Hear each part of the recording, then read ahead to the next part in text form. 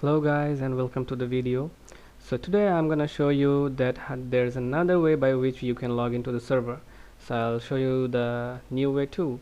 So for this you have to see the previous video because I've given a very wide lecture on the main process, and there is no such kind of main or alternative process, but you can use either of the process.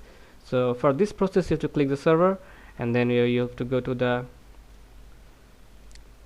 PuTTY software. I'll close it, and here you can give the public IP address of the server. So click on this button and it will copy the IP address. We'll paste it over here. I'll go to SSH, give auth, and we'll locate the file, open the file, and click on open. Here will log in as, and here you can give the username and click on OK, and yeah, we'll log into the server. So you can use both the ways, and in the next video we'll see how we can install VestaCP on our server. Thank you.